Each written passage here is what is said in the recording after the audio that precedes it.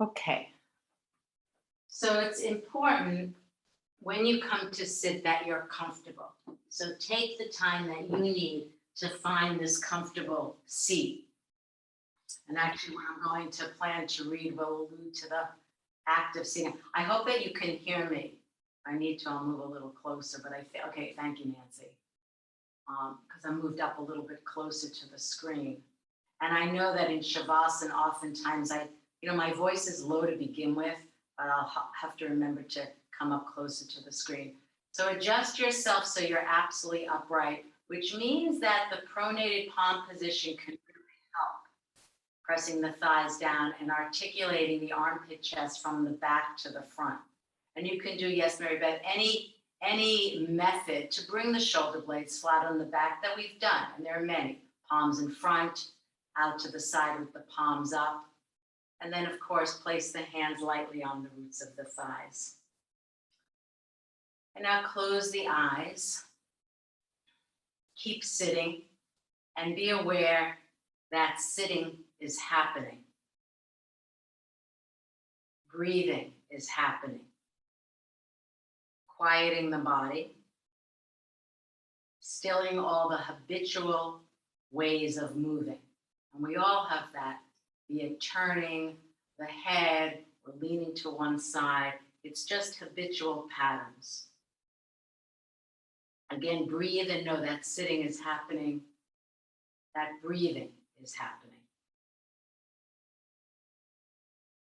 And when mind states, often expressed, be it in emotions, perhaps a sadness, or perhaps as a litany of thoughts, when they become dominant, be aware that mind states or thinking is happening. So whatever's in the stream of consciousness, you're aware of. You're not pushing anything away. Just be aware, obviously, that mind states, be it emotions or thoughts, arise and pass away.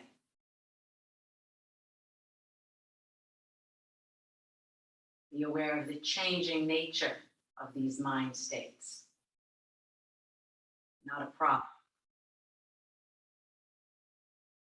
Again, be aware that sitting is happening, and if it helps you to feel the buttock bones in contact with the earth or the blocks or the blankets, that's helpful. Perhaps feeling the pronation position of the palms pressing into the roots of the thighs to help you know that you're sitting. Or perhaps bringing your attention to the median line of the spine can be helpful. Sit and know that you're sitting. Sit and know that you're breathing.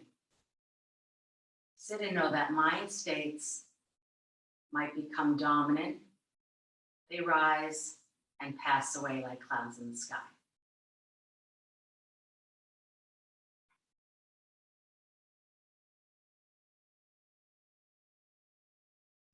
And then if you'd like, you can repeat your personal vow, or you can repeat mine. May I be a boat, a raft, a bridge for all beings to cross the flood. May I be a resting place for the weary.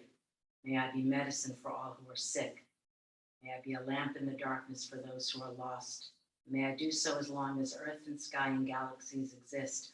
Until all are enlightened, I vow to be here to serve them all. So I think that vow is particularly relevant in the context of what our conversation just was. And then when you're ready, gently release the palms if they're in front of you. Take the hands to the roots of the thighs and gently open your eyes and orient yourself to the room. So what I think we're doing abdominal work again. I actually was planning to do, I have some different things. I hope I remember to insert these different things. So I'm going to give you choices to relax your abdomen, more as a, just to expand your mind as to how you can relax your abdomen. Of course, those of you who are having any issues with your stomach, this might be helpful too. So you can either do what we did on Tuesday, Viparita Karani, which is the more cumbersome setup with most people will need at least a bolster and a blanket. Those of you who are here on Tuesday, you would know that setup. And let me just show. So against the wall, about a fist distance away. Or you could do same setup with your feet on it, Supta Baddha Konasana. And I'm not showing because part of why I feel like I don't like to show, because when I describe it verbally,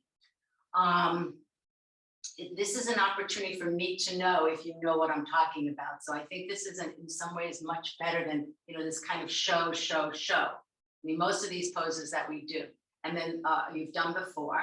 Those of you in Viparita Karani, Mary Beth, you might need another blanket because you're fairly, make sure the legs need to be in the forward bend, the back in a back bend. So I think you need a smidge more height underneath I think I'd like to see it, Mary Beth. And if it's not right, then you can tell me. Is that Sarah? Is Sarah here? Oh, hi, Sarah. I feel like I'm so far away from the screen. Nice to see you. Okay, Val, if this doesn't help you, then I would go flat Supta Baddha Konasana. So just as a primer, Viparita Karani, you start first position, remembers the feet either in line with the ilium bones or slightly outside them. Good job. The other possibility is Supta Baddha Konasana with feet. Good, Polly. Yeah, just kind of swing. Hold the side. You just got to get some momentum, Polly. Swing the legs up. So we're using this to spread, relax the abdomen. I will say that, Suki, just in terms of the conversation that we had, it's interesting because when something's upsetting, hence why we don't want to, at nighttime, it's important not to aggravate yourself. You notice how your diaphragm and your abdomen contracts in a difficult, challenging situation. If you're particularly a sensitive person, it might contract a lot. So, that conversation that some of you were here before we started, we were talking about COVID and, vaccination, not vaccination, what to say, what not to say. It's a particularly unsettling conversation to have. I mean, not for everyone, but for many. And just to recognize that and what's the physiological organic response that one has in the mind and in the body. They're not different. The chitta is the mind and the body. And, you could even have remnants of a conversation well past the conversation. You can feel the physical effects, 3 months later, if you recall a particular painful situation or painful conversation that resides in the body. It's what we often call an imprint, a samskara. Just to note that. And then hopefully if that is there, it can be attenuated by the end of the class. Now, those of you in Viparita Karani, take the feet about 3 feet apart. Not quite as wide as, I won't say Upavishta, Janet, that's good. So draw a line from the perineum up on the wall and see that each leg is equally distant from that plumb line. Now, if it's helpful, as I said on Tuesday, you can take your hand to your abdomen below the navel and pacify it. And actually, this is helpful if you have, I was doing a course in communication this past summer with Orange Sofer, and he was saying that, even if you're having a difficult conversation with someone, it's often helpful to pause and be with your body, feeling the feet underneath you if you're standing or seated, or even to bring your hand on your abdomen.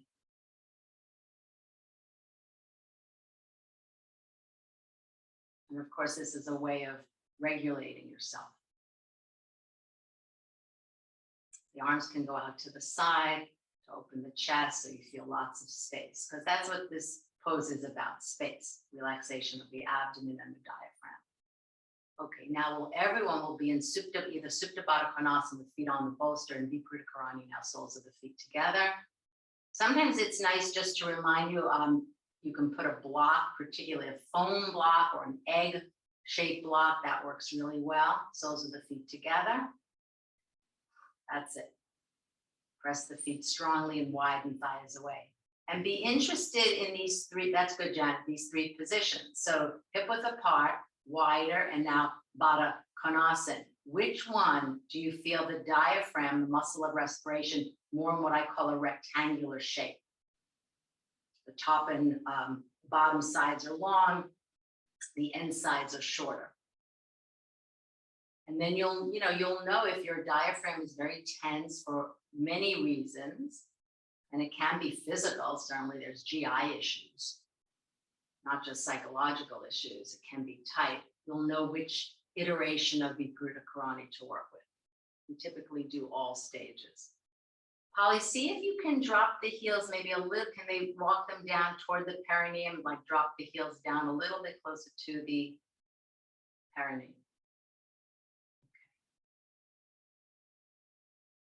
Just continue to relax. Feel the breath on the inhalation against the side walls of the chest, and on the exhalation, elongating the sides of the abdomen. And you might find that perhaps the breathing pattern itself,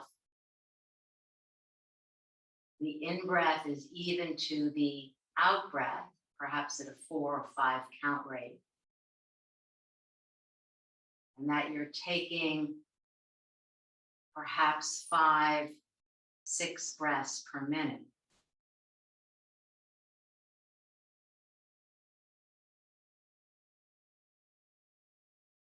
Now, in order to come out of the pose, we are going to scoot. We won't do the cross-legged, which we typically do in the series, but just come to your head side and cross the legs right in front of left or left in front of right in such a way that the backs of the thighs are fully supported by the setup of the bolster and the blanket, and just rest there. So it's swastikasana with the backs of the thighs supported. Yes, some of you will be helpful to draw the feet in. Those of you in Supta Baddha Konasana, that's fine, just stay. Because in these restorative supine poses, you can stay, 10 minutes, 15 minutes, 20 minutes. But it requires penetration of the consciousness. Not so much a time to go through your to-do list, which I know is probably the most challenging aspect of it.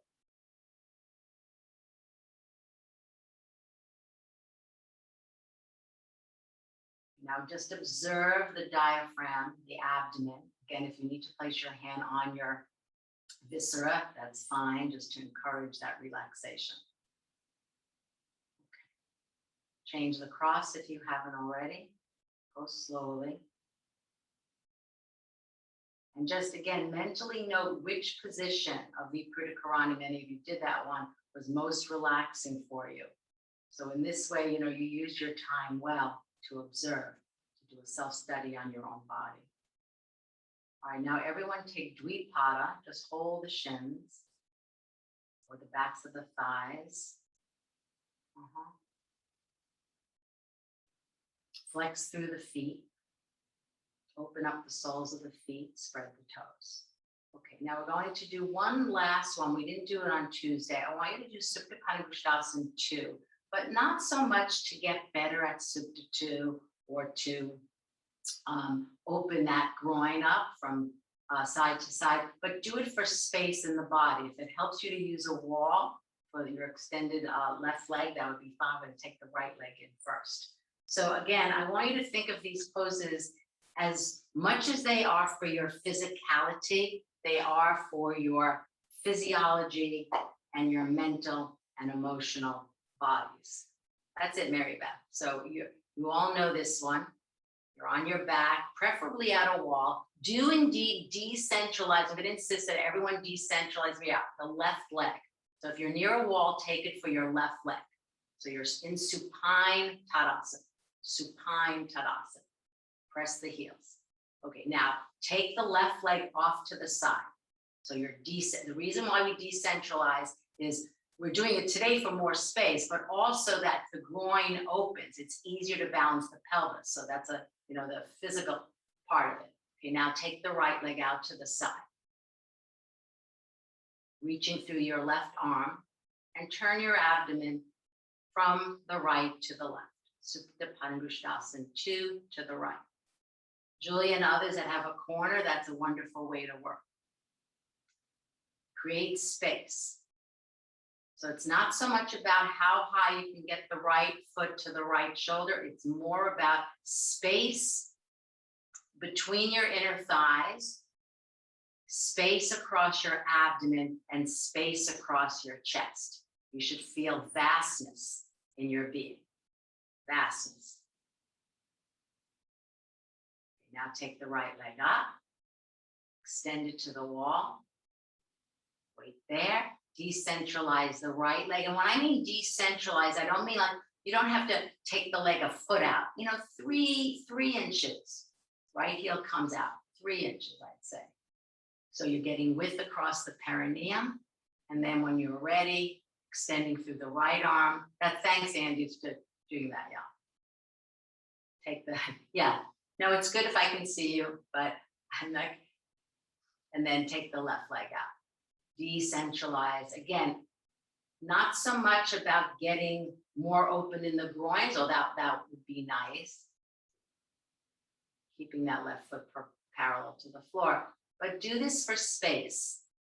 Space between the thighs, right? Across the perineum. Space in the abdomen. Space in the diaphragm. Space in the rib cage. Space in the upper chest and collarbones. And actually, if there's space there, there's likely to be space in your mind, which is often not there when one's feeling contracted, tense, irritable, angry, etc. Hence, this is why we've done this pose so often at this time. Okay, and now come back. All right, now we are going to do it more for a physical reason. Let's do this. Lie supine, stay supine. And we're doing Supine Vrikshasana 2 in yet a different way, from Supine Vrikshasana. So with that said, you're supine still in Supine Tadasana. And now bend your right leg. You can take it up with your right hand manually and place the sole of your right foot as high up on your inner thigh. This is tree pose on your back. Wait there. Reach from the inner groin to the inner knee. And then if you have long arms in particular, you can even put your index finger on the inner knee and turn the skin from the inside out. Okay, now have your strap ready. Place it across the ball of the right foot. Decentralize the left leg and go out to the side. Vrikshasana. And then Supta Padangusthasana 2. Same pose, but different entry, different way to come in. See how the two are different. Holly, it'd be interesting to see, and maybe you can chat or email me this. I was thinking about you and doing this way for you in Supta 2. What's the feeling for you in your hips? Okay, now take the leg up, reach it to the wall, start in supine, Samastiti, Tadasana, mountain pose. All right, now, again, take your left foot as high up, as high up. All right, let's see it. Bring it on. See if you can get the left foot as high up on your inner right thigh as possible. Holly, make a notation to your Vrikshasana standing. Wait there. Extend from the inner left groin to the inner knee, pull back, turn the knee if you need to, and have long arms, it's easy to put your thumb and index finger, thumb in the inner knee and turn that skin, draw it back from the outer knee to the outer hip. Now maintain that, put the belt on, and go to Supta 2. Supta 2, Supta Padangusthasana, just check in with your left foot, see it's parallel. Donna, see if you can glue more of the right side of your body into the floor. Even putting your right hand on the root of the thigh might help. Yeah, just, it looks like your own, yeah. And it could be my camera angle, and if it is, Donna, then I'm sorry. Okay, turning at the belly from the left to the right, reaching through the right arm will help the turning power of the belly. Okay. And now take the leg up. All right, again, so we've created space. Now we're going to stay there. We're going to do Supta Padangusthasana 1. If you want a different configuration for the belt, that's fine. All right, so Supta Padangusthasana 1, start at 90. And then we'll begin to move the leg. So when you move the leg past 90, as you all know, it becomes an abdominal pose. But see if you can let the go with the right leg. So it should feel like it's gliding easily. All right, so stay there. Good. Outer right hip, good, Val, pressing back. Left thigh pressing down. Side ribs even, pelvis even. That's the metrics of the pose. Stay with it. Stay with it. Oh my gosh, Suki, when I looked at your corner picture, it looked like you had no clothes on for a second. It was so odd. All right, outer right hip pressing back.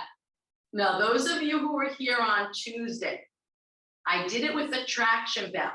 Those of you who are here, Lana and Lindsay and others, do you have the memory of the traction belt still there? Okay. And to feel the traction belt without putting it on, do this. Just hold the belt now with the left hand. Put your right hand on the root of the thigh firmly. The root of the thigh is the top of the thigh where the thigh and pelvis meet. Now press it back. Okay, now, good, Mary Beth. Now keep that pressing back toward the wall. It's good to do this at the wall because you see the wall. The root of the right thigh is pressing back. Now move the leg even more. Polly, this is good on the right side. You can go back to holding the belt with two hands now. That's fine. We just needed to extricate one hand in order to use it as a traction belt. So you can use a bodily part because I know some of you don't have a long belt. Now clamp the left thigh down. If your left thigh is flying up, you all know, Polly, you could try to raise it to the baseboard a smidge. You could do that, or you could get a blanket and just put the heel hinge. And that's not just for Polly, it's for anyone. We talked about this, those of you who are here on Tuesday, supporting the heel hinge. Okay, take a note of what it's like to do Supine Bushtasana 1 on the right side because you'll make a comparative study to the left. All right, here we go, left side. Bend the right knee, extend it to the wall, weight there. It's always a good thing to take Ekapada in between, especially if for the hips, that's it too. And then belt. Now your job, your mission, should you accept it right now, remember that show, Mission Impossible, right? Start at 90, your job is to make your side ribs even, your pelvis balanced starting at 90. All right. Then you begin to move the leg where it becomes an abdominal action, right? Where the leg is being drawn closer and closer to the chest, like Ekapada and Dvipada. And note how the abdomen deflates in that process. As you inhale, feel how the abdomen draws back to the front of the spine. You're inhaling against that resistance and move the leg. Observe the difference in the two sides. These look good. Good, Val, that's good. The block will always help. And you can get, if you flip it, Val, maybe more circumference of the block will embrace the hamstrings. Oh yeah, or if you have it that way. It's hard for me to tell from back here. Andy, good. Move the leg, any amount. Go, go, go. Lana, that's good. Go, go, go. Go, go, go. Remember, if you need to extricate a hand at the root of the thigh, because this is the thing, as the leg comes further back, there's a tendency for the metrics of the pose, i.e. the root of the thigh, the hip to lift, right? The right leg to fly up, and the left side to be shorter than the right. So those are like what I often say, these are pointing out the obstacles on the path. Knowing that you're in a pose and certain things might happen as you do certain thing, and then you look out for them. Okay, and then release the leg. Now we'll do that final iteration of Supine Bushtasana 1. Everyone will need one block. You're putting it on the low side. Could some of you take it on the medium side? Yes, but oftentimes when it's on this side, the other leg, in this case the left, will really fly up. So I'd rather have you do it on the lowest side. And you're placing your pelvis. So the very best way to do this, as you know, we did this on Tuesday. So one of the things that I'm really liking about this class, these two classes, is that some of you were here on Tuesday with me, and this is an opportunity to consolidate your knowledge of these poses, because you get to do it, you know, not all, never is there a same sequence ever, but you get to do it a few times, and that's really helpful. So with this one, the very best way is you're going to lie down without the block, and then you put the block on the low side in, and then you'll take the leg, ekapada, again, feeling the leg coming closer to the chest, and then with the strap, take the leg up. So think of this like a chair back bend where you're opening the frontal groins, because that's exactly, we need to stretch the hip flexors always before abdominal work, because if the hip flexors are tight, the abdominal work is going to be very challenging, okay? So we always want to, and there are many different things we could do for stretching the hip flexors, Virabhadrasana 1, Virabhadrasana 3, Utthita Bekhasan, prone Bekhasan. There's a million poses you could do to stretch the hip flexors. So if you're confused, let me just do this. So this is a kneeling Bekhasan, and I'm doing this this is what I'm aiming to get at in Supta 1, the frontal groin. All right, so everyone's on the block, and you're studying your metrics. Of course, when you're on the block, the other leg, in this case, the left, will be higher. That's just, it has to be because you're on the block. If the leg really flies up, and this is why it's good to do at the wall, be at wall, or if you're freestanding, put a little bit of blanket underneath the left heel hinge. That will help. All right, now move the leg and make your inner heels move away from each other. So you're really, that's it. Right above the knee, press it back. Open up the back of the knee. Open up the back of the knee. Move your inner right heel further and further away from your inner left heel. Keep going. Go to your max, Mary Beth. Go to your max. Keep moving your inner right heel. Look at the skin of your inner right heel. Good, Peggy. And move it away from your inner left heel. Janet, I think and you don't have to do it now, but next time we do this, we'll put a little bit of support underneath the left heel hinge. And I think that would help you not get that left thigh to fly up as much. Of course, it has to because the pelvis is elevated, but it's always to the degree that. Julia, good. Beautiful, Donna. Keep going, keep going, keep going. Move the inner heels away. Stay with the program. Left side. When you're ready. You can come back to Dvipada, Ekapada, and then leg up.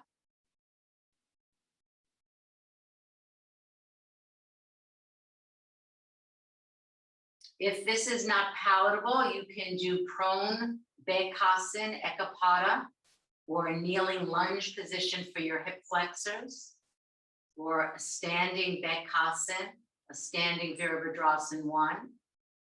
Standing Virabhadrasana 3. Yeah. Okay. Move the leg. I'm seeing a little bit of crossing the left leg into the median line. See if you can run the leg in line with the shoulder. In line with the shoulder. So right now, can you please tell us, we were not here on Tuesday, where exactly the block under the both buttock or just the one? Yes, it's underneath the entire pelvis, Rahel. So the pelvis is on top of the brick on the horizontal side, sorry.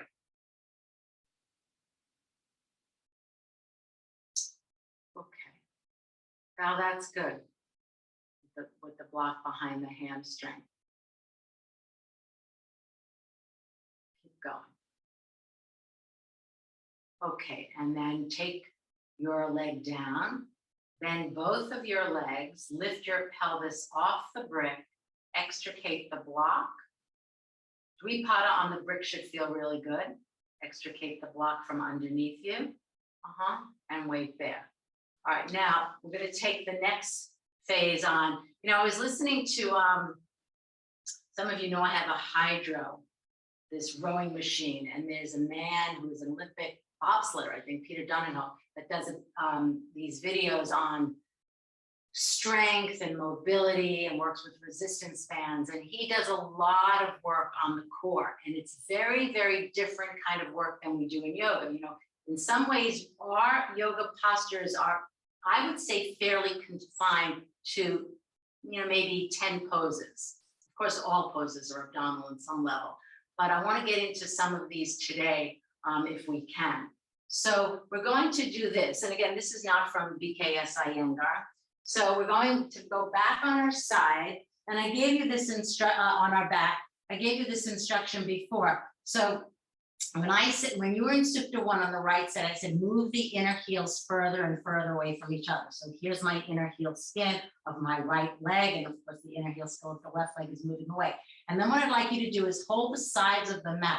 Of course, to make it harder, you can take the arms overhead. But we're going to move the heels. You could start slowly, slowly is slowly. And then, of course, a faster gear. I like to take my index finger and thumb into the root of the thigh and thumb right at the navel band. And I focus on opening my groins. Now, as you swing the legs to and fro at a slow pace or a fast pace, I want you to feel how the abdomen is drawing back to the front of the spine. Okay? If it's very difficult for you, then make the lever. This is physics, where the lever of the leg is long, and make it shorter by bending the legs, okay? So you could be doing something like this, but just like this, you see? So that principle of leg, long lever, short lever, you can use throughout all your abdominal work. That's just a basic fundamental principle of abdominal work. Donna, you can write that down.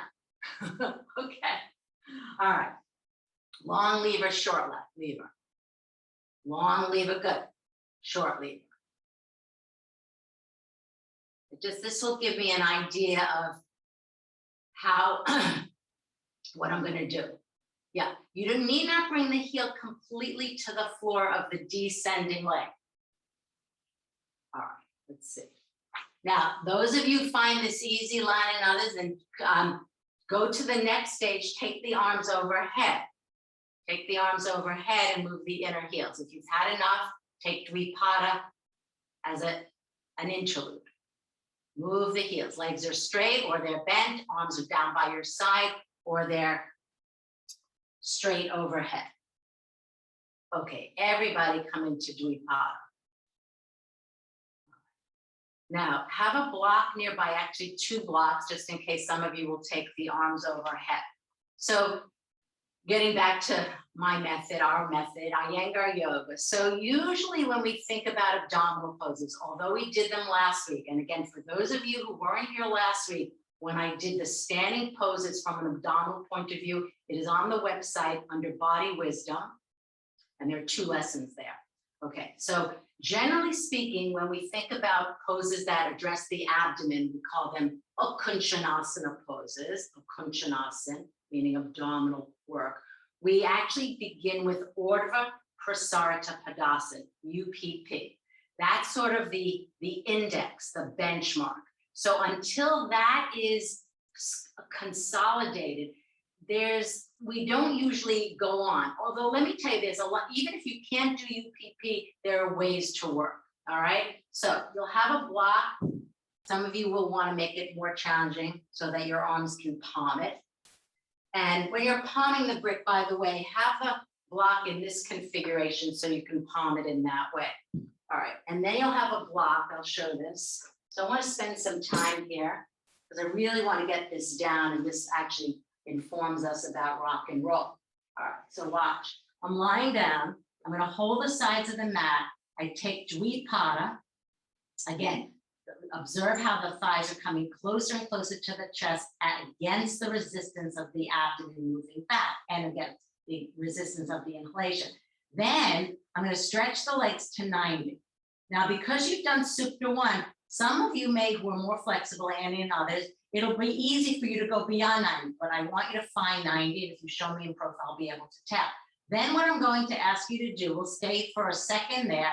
Then you'll take the block on a side, and typically it's this side, not the narrow side. And I'm placing it not between my knees, but between my inner thighs. And I'm holding the block from my hips. And this is how we will be for about 2 minutes. Some of you will be able to take your arms overhead. So this is basically the classic Urdhva Prasarita Padasana, legs up at 90 degrees, legs are straight, and the abdomen is moving back, all right? Some of you might be aided by taking your hand to your abdomen. So the idea here is to stay for 2 minutes, but not just to grin and bear it. If your legs start to come down, right, you'll need a belt as well. All right, so start with Gripada. Have a belt, so for some of you. The belt also helps keep the legs straight. Janet, you have the belt, but just touch it, Janet. You can all just touch it for a second. Go straight up to 90 without block or a belt, just touch it. Now, if your leg's good, Mary Beth, have moved back, Polly. Now you're going to employ the belt additionally, Polly, because the legs, yeah. Now put the block in so you can get the clarity in your abdomen drawing back. That's what the block does. Yes, the block actually helps keep the legs straight, but feel as soon as the block, because it's wide, goes between the legs, you're holding the block, you can feel the abdomen spread. This is a good thing. Now the question becomes, can you maintain this with ease for 2 minutes? Don't have it on the widest side, because if you have it too wide, your hips will become diffuse. And then actually that could be an issue. So between the narrow side, Peggy, I think you can flip it to the, not the what that, yeah, that side I think is better. Not the what, no one needs the widest. Hug the brick. Nancy, try it though. It looks a little too narrow. Yeah, I think that might be better. Because see, if you go, otherwise you can't feel the spreading of the abdomen. If the legs start to shake, use your belt. Now, Polly, remember to press the tops of the thighs back. Do extend through the heel hinge, spread the toes. Those of you, obviously, if you're holding the belt, you can't take your arms overhead. Make it more challenging, good line. Extend the arms overhead. Palming the brick, reaching through the fingertips. So there's no knees, no elbows. Julia, take the legs a little closer to the chest side. These look good. Yeah, right there, Julia. Now good. So most of you are able to do this. Mary Beth, it looks like the leg from my angle. Yeah, that's it. Okay. Remember, you got to be vigilant keeping those legs at 90 degrees. 90 degrees. 2-minute timing, which we're probably at by now. No knees, good, Sue. No knees, no elbows. Even if the arms are down by your side. Okay, now gently just touch without brick. Take the brick out and wait there in the classic pose. Again, arms can be down by the side or not. Arms can be down by the side or not. Okay, take the knees into the chest. All right, now, anyone who has neck issues will go back to Urdhva Prasarita Padasana. Everyone else, we're going to take another crack at rock and roll. If you need a chair, place it behind your head. If you need 2 bolsters underneath the pelvis or a block, you know, whatever height you need, in front and overhead. All right, so this is where hopefully, so here's the method. If you were able to sustain 2 minutes of UPP here or here, then perhaps instead of bending the legs as we typically do, and I would certainly teach you if we were at the very beginning of the class, then you'll start at 90, touchdown, back to 90, touchdown, back to 90, touchdown. All right. Now, some of you don't need props with this under pelvis or behind the head. Fine. Then proceed. Others of you will need props in front and behind. If you need to bend the legs for whatever reason, I'm fine with that also. Rock and roll. So you're just staying on the floor and going legs back to 90. Janet, that's good. Yeah, but Janet, you don't have the legs come all the way down to the floor, guys. That's even more moving along. So they're just at 90, swing overhead. Just at 90, swing over. We'll get to that hopefully toward the end of the class when we're moving along and adding parry corner. Make it harder. You can hold the bolster. Ronnie, they're touching a chair. My legs are touching a chair. Oh, I thought you brought them down all the way to. No. I have a chair back there. Okay. Not that good. Okay. All right, Janet. All right. Is it good? Yeah, don't stay long, Sue, because if you're staying, it's not halasana. It's just this and staying. So Polly, this is good. This is good. See, I think a little more height underneath the pelvis, Polly, and holding it as you're doing would also be helpful, because then the toes might come to the chair behind you, right? All right. Ronnie, this is just not good on my hamstring, so I'm just gonna pass it. Yeah, so what I would have done, Val, you could have bent the legs Okay, and kept them bent. So let me backtrack here. So I want to really address this because I think this is so important. So, there's a process with this. So very early on, if you were just starting this, just say you've never taken yoga class with me and you were just starting this, you would do it like this. So my legs are bent and then look, like this now. Legs are bent and then all of a sudden one day, oh, I'm touching my toes. And then as I'm moving along, it's leg straight to leg straight, touchdown. So if anyone has a hamstring issue, then of course bending the legs. I will say for anyone with neck issues, you wouldn't do this. It's just not advisable. In which case you could do obviously Supine 1, the way we did with the block underneath the pelvis, or with the traction belt would have been good. Okay, or just stay in UPP and work on timings. All right, now we'll take a brief interlude and look at dog from a dog pose, Adho Mukha Svanasana, from an abdominal point of view. Have your mat if you can at the wall, but this morning I did, you don't have to have, when the feet, obviously for safety, when the feet are on blocks to accommodate the length of the foot, it's safer when you have it at the wall, but you could do this freestanding as well. I'm just saying that because you're just being more careful. So now your blocks will accommodate the length of the foot this way, right? And you're putting them at the wall and you're going to step your feet on the 2 blocks. Because this is a way we often have pregnant women do a dog pose after, post-pregnancy. They do it to restore the abdomen with the feet on the blocks, okay? So have your feet accommodated to the length of the block. So your feet are on it. They can be up at the wall, those of you who have tighter calves. Notice what this does. It makes the legs longer and the apex of the pose higher. Now, bring your attention to where your hand was earlier at the navel band and sense the abdomen is lifting away from the floor, like you could float up. If you could float up, these look good. Take your inner thighs back and then also the outer thighs back so there's no digging in at the lumbar spine. For those of you who tend to be more concave in your lower spine, the outer thighs moving back is a particularly important action. Nancy, I think, and this often happens with this, that your hands, and I think the best way to adjust is to come down on your knee. No, the other way. The hands could be further out. Yeah. Oftentimes when we do poses at the wall, Janet, you're almost a little bit too far away, but it's a good effort. Just come down onto the knees. That's the safety way. Bring the hands closer back toward the knees and then go up again. So this is a way of really clarifying, feeling the abdomen in Adho Mukha Svanasana. Okay, now we did this the week that we worked on thighs. Walk off. So the heel hinge, the back of the heel is on the frontal edge side of the blocks. So the heels are up, the toes are down, and see how that activates the kneecaps will lift up and how you feel your quadriceps. Remember all those leg lifts that we did.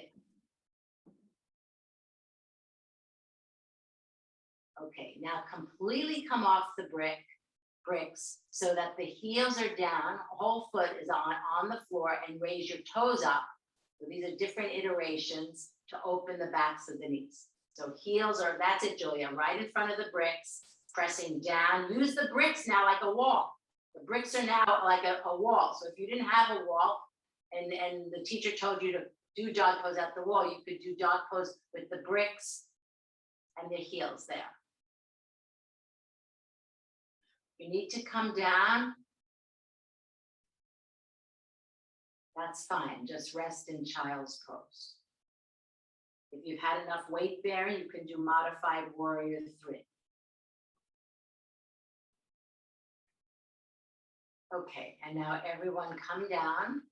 All right, now scoot away from the wall if you're at the wall, and you're going to come into Adho Mukha Svanasana from a prone position, pushing the floor away, using both core strength and abdominal strength. All right, if it's not possible, you can use your hands on the block. So from a prone position now, take the hands by the side walls of the chest, push up into more or less a high chaturanga, good Mary Beth, and exhale, take Adho Mukha Svanasana from a prone position. Prone position.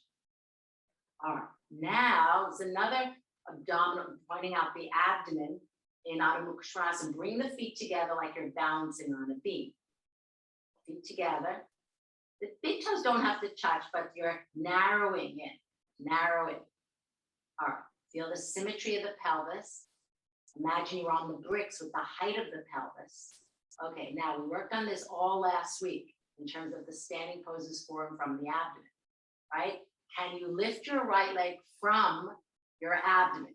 So yes, of course you have to lift the leg up from the root of the thigh, but lift it from the abdomen up. Feel the ascending energy. Now descend it, lift the left leg up. You pause there, I went too fast. Feel the narrowness on the balance beam. So this is why both this pose and Virabhadrasana 3 are abdominal poses. Donna, that's a really good pose. Keeping the armpits long without shifting the weight, no knees, no elbows, and then come down, take a well-deserved rest in child's pose. All right. So if anyone is having any issues with weight bearing, you'll have to let me know. So we're just going to do a smidge work. We're going to come from an all-four position to a high plank, and then we're doing something new today. It may not, I hope I'll describe it. It's probably not going to work showing too well on the screen. So you're going to come in from an all-four position and watch. You're going to take your high plank. My abdomen is not sinking to the floor, nor am I doing this iteration. The abdomen, this band is lifting away from the floor. Then you'll raise the right leg, and I'm going to trace the shape of the diaphragm that I alluded to earlier, a rectangle. So I'm tracing a rectangle with my right foot. Then I go up for the side, there's the length, and then down. Out to the side, up. I'm tracing. All you need to know, you know what a rectangle looks like. You're tracing a rectangle in the air. That's the best way to describe it. Is everyone clear about that? Just that clear? Okay, let's do it. First, I want us, before we lift the leg up, let's just see high plank, high chaturanga, all right? Spread the palms, you can turn the palms out, show in profile if you can. Polly, that's good. Okay, these look good. Up you go.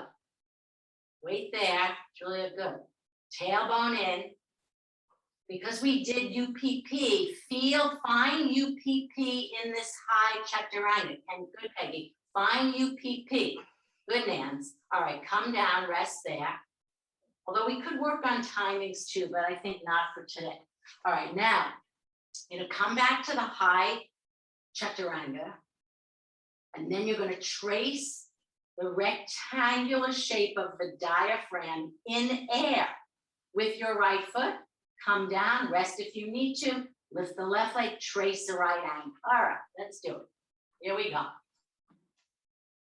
You got to find the rectangle. Did I say right angle? I meant a rectangle. Some of you look like you're just taking the leg out to the side. So it's a four-dimensional structure, a rectangle. You got to go out, down. Good, Janet. Out, down, trace the right angle. See if you can do a few on the right side, because this will enable me to, you know, when we do abdominal work again, we can do more. A lot of that, yeah. So you make sure you're tracing the rectangle, all four sides in midair, all four sides in midair, all four sides in midair. Mary Beth, let me just see one. I didn't catch on the last time. Let me just see. Lift your leg and trace the rectangle in midair. In midair, in midair. Okay, and down you come, just rest on your back or take the knees into the chest. All right, now let's see if we can do this. Lana, I think I'll use my spotlighting skills and demonstrate, and I'll have you demonstrate this. Okay, So watch. So we didn't do this on Tuesday because, you know, it would take like, you'd have to work like 6 hours in order to get through all this. So watch.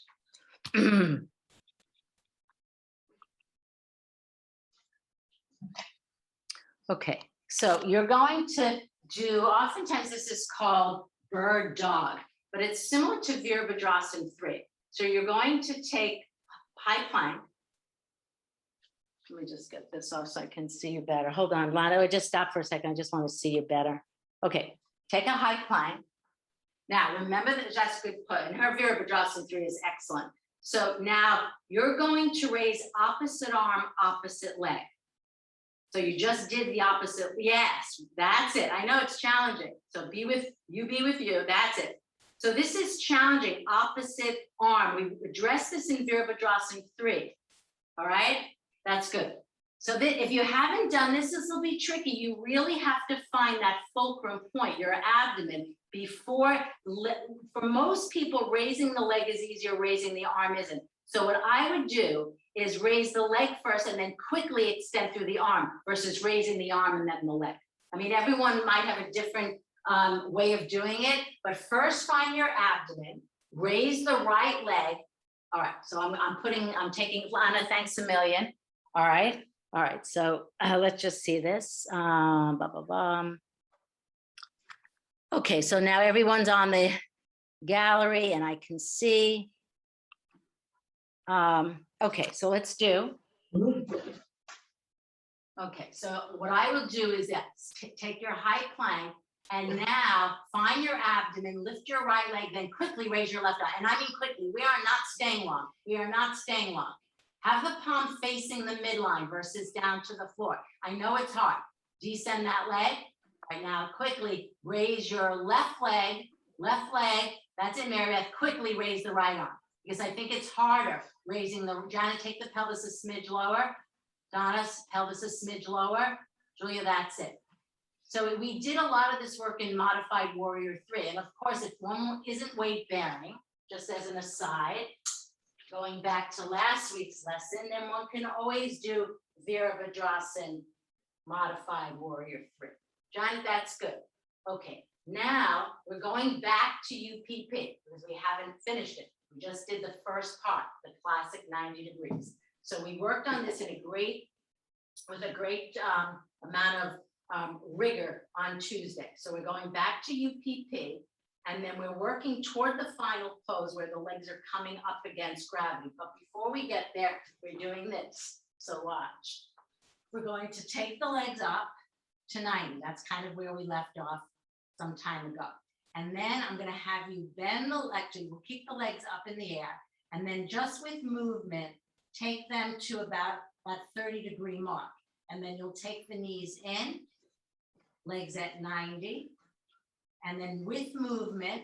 And then what we'll do is we'll go back to that 90-degree mark and then we make pauses. So from 90, we'll go to 45 to 30 and knees in.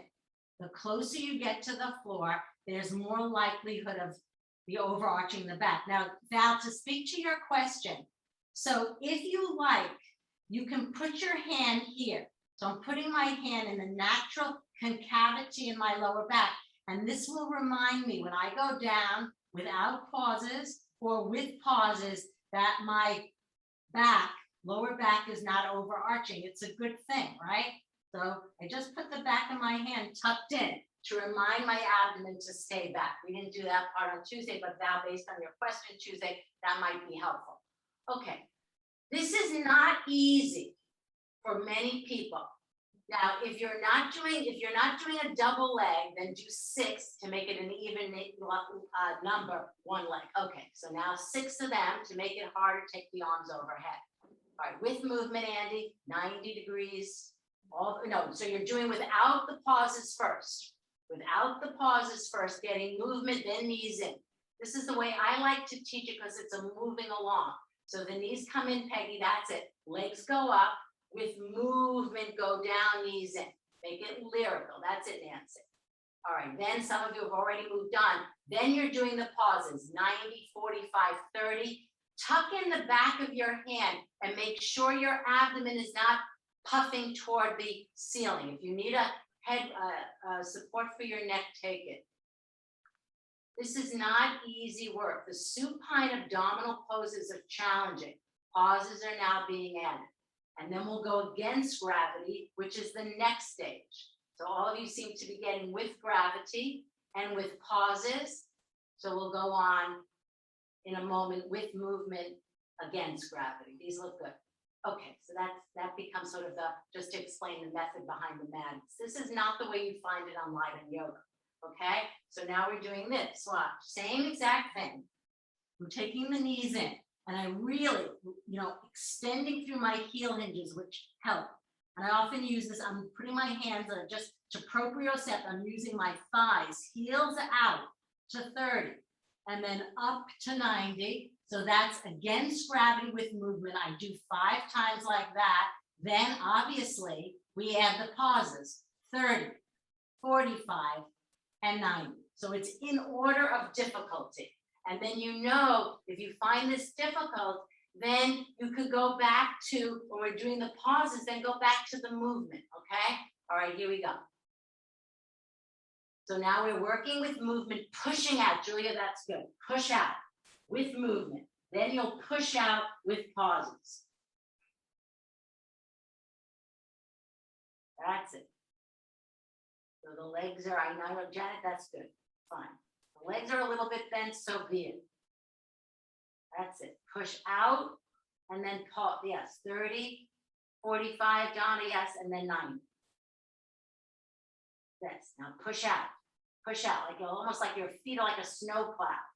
Feet are hovering. Good, Nancy. These are good. Nancy, these are really good. Really good. All right, now let's see here. I didn't place it here on Tuesday. Can we go back to rock and roll? Maybe do, 3. All right. If you're not doing rock and roll, if there's a neck issue, then go back to just simply UPP and wait there. Otherwise, now you've done the UPP, moving along steps, and touchdown, and touchdown. Arms can go overhead. Exhale, touchdown. For those of you who are doing rock and roll and you need the support, take the support, because that, there's no reason not to take the support, be it the chair or 2 bolsters underneath the pelvis. Remember, when the legs come overhead, Janet, it's okay to do rock and roll with bent legs. And Val, same thing. Stay in UPP, stay in UPP. Okay. Because this is something that I wanted to take on. All right. Now let's try this. So the final pose, let me show you, of UPP is this. So the legs are flat on the floor. And then you go up to 30. Then up to 45. And then up to 90. And then all the way down. All right. So the lever is quite long there. So I want to break this apart. This is not my work. This also comes from Peter Donahoe. So I'm going to show you what we're going to do. So we'll take the legs bent, and we didn't do this on Tuesday. And the legs are bent, the shins are parallel to the ceiling. And then we did it Tuesday, if some of you recall, with the feet down on the floor, just to sit up. This is much harder. Okay, the shins are parallel to the ceiling, and my feet are flexed strongly. I'm reaching through that heel hinges. And then what you're going to do is raise your shoulder blades and head off the floor. Raise your shoulder blades and head off the floor. Raise your shoulder blades and head off the floor. And then staying up, you can pulse for a few times, and then staying up, keeping the shoulder blades in, head off the floor, touchdown, touchdown, touchdown. If your neck bothers you, then I would support the head with a bolster or blankets. So your whole head and neck is supported. Interlacing the hands at the occiput will help as well. Okay? So let's see these. You can support the head in the same way we do when we're doing Supta Padangusthasana 1. There, got that's good. So we're sitting, we're doing sit-ups with the shins parallel. Now see if you can, so the feet aren't coming down yet. Do a few rounds with the shins parallel and lift up. Clear the shoulder blades. If it's helpful for you to hold the shoulder blades, that's fine. If you can't clear the shoulder blades, yes, Lana, extend your arms out that we did on Tuesday and do it in that manner. Yeah, Polly, extend the arms out so you get the shoulder blades. Mary Beth, you can hold that and then pulse, staying up pulse a few times. Okay, now we're doing the drop down feet to the floor. Lift up, stay up, Val. Get those shoulder blades off the floor. Touch the feet to the floor. That's it, Lindsay. Touch the feet to the floor. So the legs are bent, touching the feet to the floor. Legs are still bent, touchdown. This is, you can feel your abdomen. Touchdown, feet to the floor. But stay up. You got to stay afloat. If you need to extend the arms to stay afloat or even hold the shoulder blades and stay afloat. Okay. And then just relax, take it easy. All right, so I just want to show this one more time. So in this one, so on Tuesday, the feet were down. In this one, the legs were up. And I asked you to get the shoulder blades off the floor. If the shoulder blades don't come off the floor, then extend the arms in this manner, okay? And then moving along is taking the feet to the floor like a touchdown, just like rock and roll. All right, now we're going to do, attempt to do that last stage of UPP. So you're gonna go flat on your back. All right, flat on your back. Hold the sides of the mat. So this is the classic UPP as seen in light on yoga. Knees come into the chest, just rest there. All right, so yeah, and then the legs extended. Now put your hand at the navel band, or you can put another hand here at the lower spine. Now, when you hinge at your hips, as I'm doing now, when I hinge at my hips, that lower spine is not overarched, not this, it's this, all right? And then we'll go from 30, 45 to 90, and then with movement all the way down. We'll attempt to do a 6, Janet, and we'll accommodate anyone who needs to take one leg at a time. Be my guest, and we'll accommodate you by doing 6, an even number. So you'll have 3 on the right, 3 on the left. Okay, UPP in its final regal pose. All right, abdomen back, up to 30, pause. Abdomen back, up to 45, pause. Abdomen back, 90. And now exhale all the way down. If that was easy, take the arms overhead. All right, here we go. 5 more for the Ekapada people as well.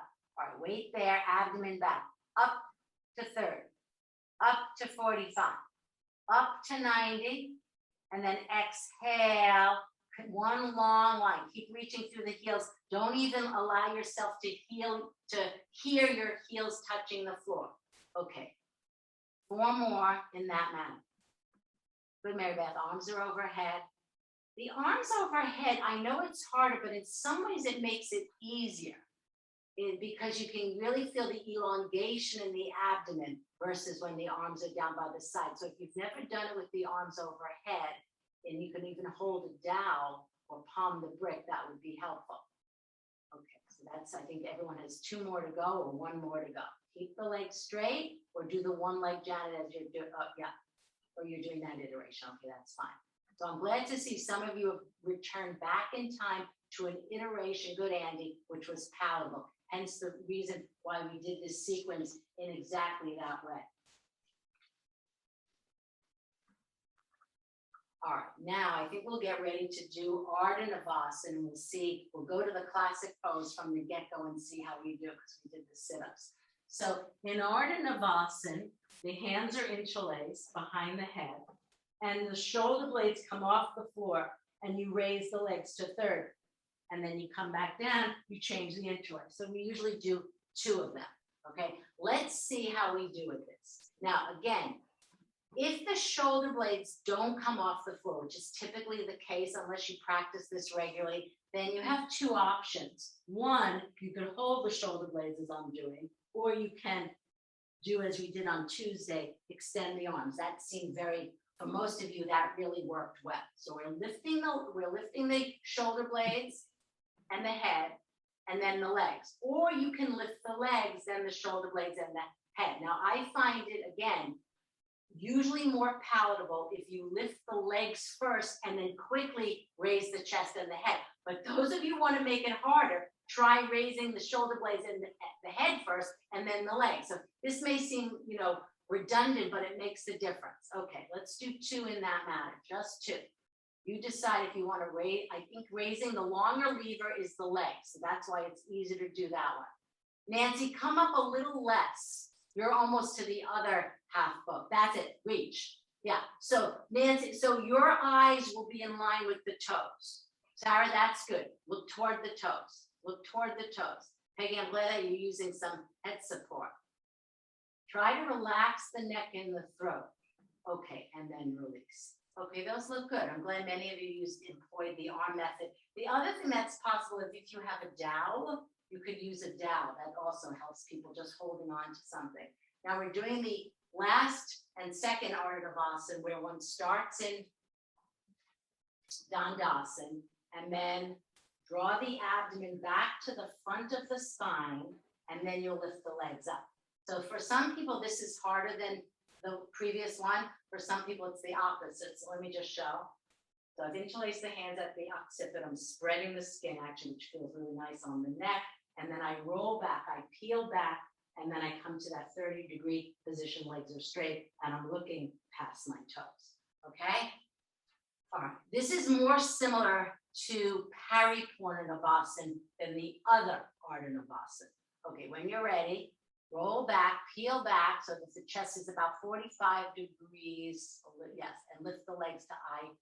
Elbows in, legs straight. Okay, come back to Dandasana, change the interlace. Change the interlace. All right, draw the abdomen back to the front of the spine. Abdomen back to the front of the spine. Raise the legs. To eye. Donna, see if you can, yeah, if you're falling back, Donna, reach forward with your arms, that will help. All right, now let's do Paripornanavasana. We'll go for the classic because I'm trying to get to the classics today. So this is the one you all know, but if you have back pain, then please do Paripornanavasana with your feet either at the wall in this manner or with the lower legs on the seat of the chair. So Paripornanavasana, let me just show you the classic way to do it. It starts in Dandasana. It starts in Dandasana, and then the legs, the trunk swings back like it just did in Ardha Navasana, but then you have to swing the legs up, not too high, and then extricate the arms out so they function as oars so you don't fall into the sea. You stay afloat. Okay, let's see this. This is not the easiest way to do it. Suki, that's good. Feet up the wall. Now, Andy, watch how you have to lift at the lower spine. Lindsay, same thing. Lift the lower spine. Relax the throat, Donna, and see, Donna, the chest is going back to the floor. See if you can get it a little more upright. This is a challenging pose. Well, if anyone's having issues with their hips, then I would do a Paripornanavasana at the wall or on a chair. Can I see one more time? I didn't get much to see everybody. Peggy, this is not an issue for the neck Paripornanavasana. The art is more so. Now, some of you are really tightening your throat here. So just relax here. You shouldn't be able to see those scaly muscles, right? Just relax here. Actually, you know what? Can we all do this? Can everyone go to a wall or have a chair? Because I really, there's something to be gleaned from learning this. Number one, yes, to the principle of now the lever is shorter, makes it a lot easier. But you need to get, almost everyone was sinking back. You need to lift here. This lower spine has to ascend. And because this is, again, the physics of the pose, you've now made the lever shorter, it's much easier to do this. And then I'll show you something from Peter Donahoe again. All right, here we go. At the wall or the seat of the chair. I want you to do it in this way because for many of you, the chest was too low and you tensed your neck so much. All right. So now, Donna, but bent legs, my friend. Try bent legs. Yeah. Go into the dresser. That's it. Now, when the legs are bent, do you see how much more up, how lifted the spine is? Lana, that's good. Fine to do with freestand, just holding the backs of the thighs. Okay. Now, the question is, can you maintain? You just got that lift in the lower spine.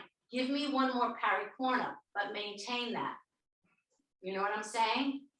Okay, if you want to use the wall again, fine, or the seat of the chair, but give me what you just learned about your body. Polly, lower the arms a bit so the hands are in line with the shoulders. That's it. That's a good pose, Polly. Now lift your lower spine up. Done.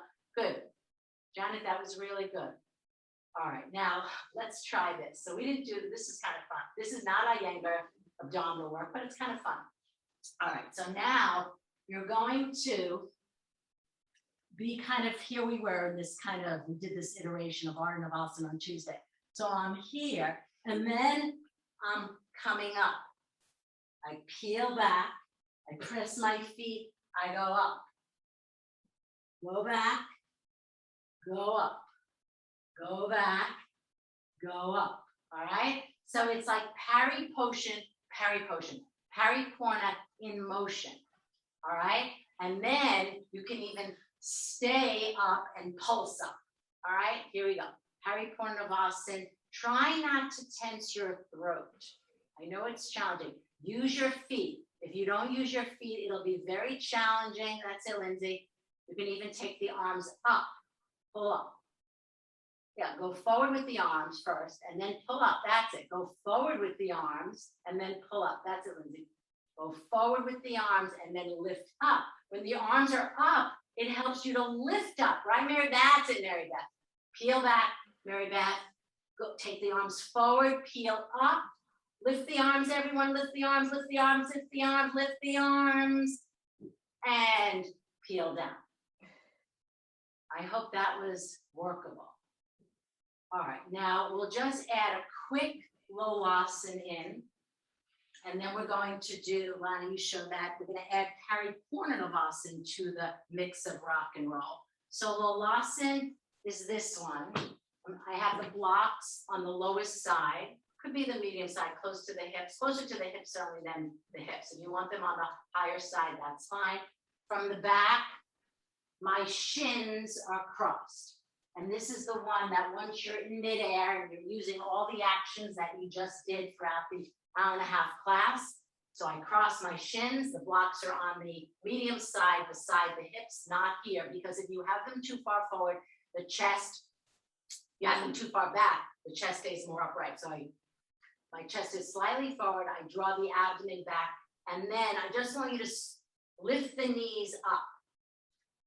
Lift the knees up and then we'll take the feet up. Okay, in that manner, lolasana. All right, here we go. Draw it, good. If your feet come up, that's excellent. And then you can swing to and fro. Have the blocks, Sarah, a little closer to the hips, I think. Yes, the chest can come forward.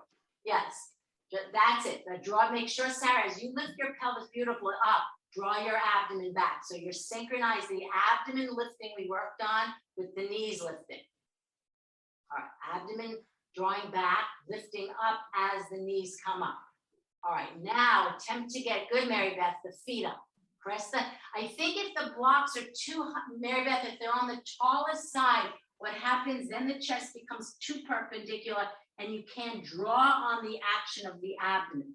All right, let's see it with the feet up. Those who can, if you can't get the feet up, there's always the option of belting the legs. Right? You can package up the legs or just go back with the knees lift. Have something to do. Good, Julia. Swing, swing, swing. Swing, swing, swing. That's it. Swing. So Donna, let's see it again from the side, if you will. Yeah, get those feet up. And Donnie can always belt the legs if the feet don't come up.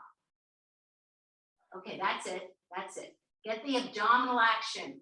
Actually, have the blocks down a little closer to the hips. All right. Now, those of you will not exactly end the class. I want you to go back to that rock and roll. This time we're adding pari porna. All right, so again, legs to 90, touch down. And then here, what you can do is go to bent to straight. It makes it a little bit easier to balance when you're coming into pari porna. If you're not doing this, just go straight away to Supta Panavishasana 2 from Vrikshasana, what we did earlier on. So rock and roll when you're ready through Paripornavasana. If that's possible, not for neck issues, then just UPP or Supta Baddha Konasana. Good, Julia. Go back and forth. So you're hitting Pariporna with legs straight. Lift from the lower spine, everybody. in pariporno. Reach forward, good, with the arms. You can come in through it, Val, with bent. If it's bothering your hamstring, stay in bent. That leg is fine, and just rest. Sarah's just she's trying it with a belt, no. Lolasana. So we've taken the rock and roll to its final endpoint to pariporno. There's other things you could do with it. And then I think we'll go back to the Vrikshasana, Supine, and Supta Pada Konasana 2, and then you'll all rest in Supta Pada Konasana to rest the abdomen. So we'll take where we were back some time ago to Vrikshasana to Supta 2 to get back. Good, that's good, Sue. You can use your hands in the backs of the thighs and yes, of course. All right. So from Vrikshasana right side and go to Supta 2 to create the space. If those of you want to do Viparita Karani, I see some of you are doing, that's fine too. Anything to relax the abdomen.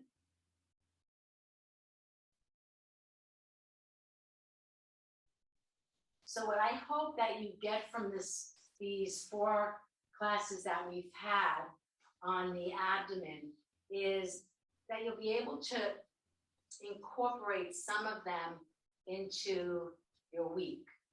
You know, clearly you don't have to do all of them. One of the most challenging ones is the one that Lana demonstrated, where the leg was up and the arm was out. The other one that's particularly challenging is the feet in the sit-up position. And the other thing I'm just going to show, if those of you want to take a look, is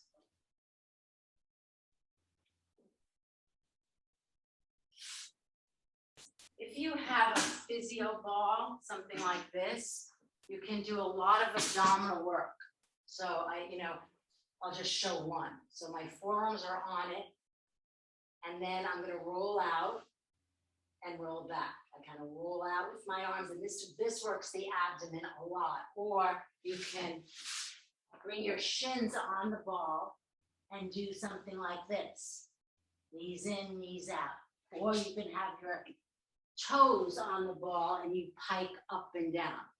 So some people like to work with the ball. You can change sides in Supta 2 when you're ready. And those of you who finish Supta 2 on the left side, then do a flat Pada Konasana or the feet on the bolster just to rest. Coming back to where we were.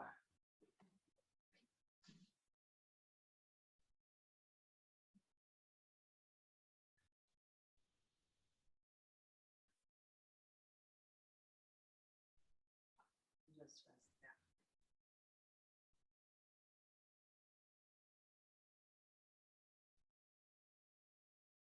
Soles of the feet together. And again, just use your hand to remind yourself that you're relaxing your abdomen, and then you can go.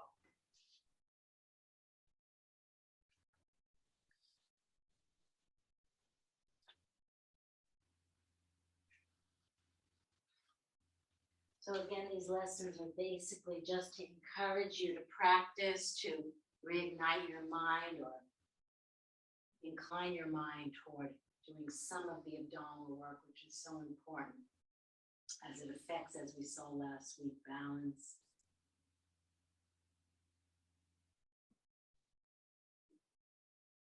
And then when you're ready, you can choose a pose for your relaxation. The seat of the chair for your lower legs would be nice, or the legs against a wall, especially if you're hot. Cool wall will help you cool down.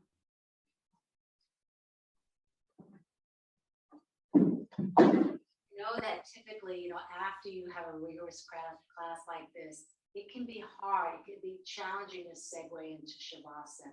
So those of you whose mind is very active, you might consider doing a prone Shavasana now, because oftentimes that reins the mind in more easily than being on your back. So just point that out if that's helpful. You can make that determination. Or you can just sit if you like. Thanks, Rahel. Yeah, can turn out the lights.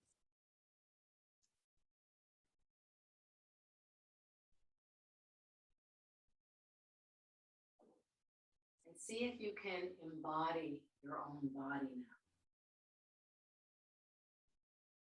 See if you can resist getting out of your body, doing something else, like checking the phone.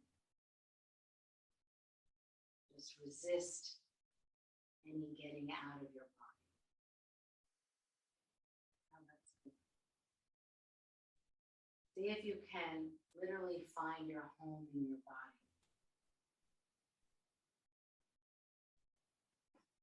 I have to acknowledge that for some, the body can be stressful, a source of ill health, mental health as well. It brings up past experiences, all sorts of things. And if that's the case for you, if you're not feeling well, just see if you can make some space to make friends with your body, no matter what the outer circumstances are.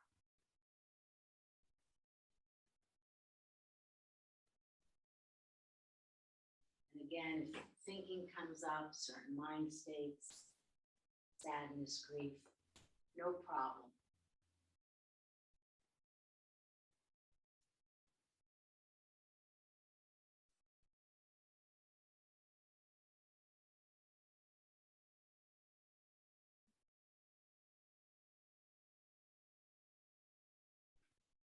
Each thought, each mind state, no matter what it is, will arise and pass away.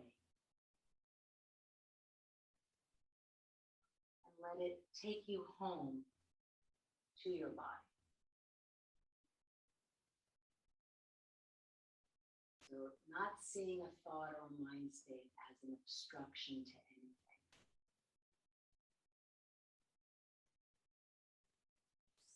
Something that arises like clouds in the sky, exists for a short time and then pass away.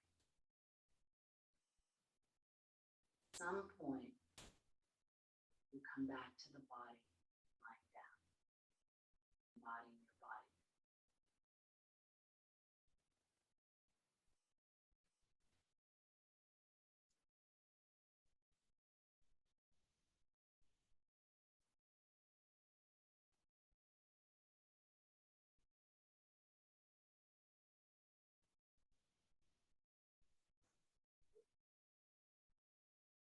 Want to switch to a prone position, perhaps that could be helpful now, or even to a seated upright position.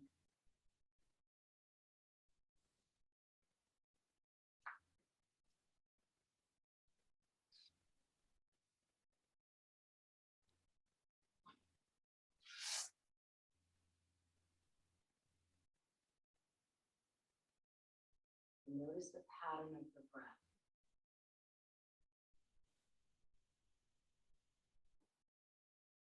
Breathing in and out through the nose, a little bit harder to breathe when you're prone. Breathing in, know that you're breathing in. And breathing out, know that you're breathing out.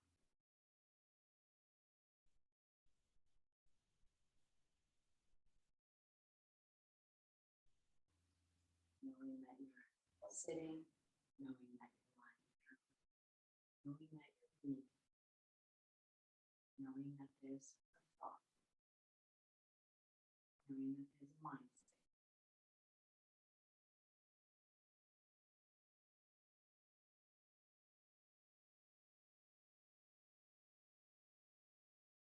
Notice the impermanent nature of it all.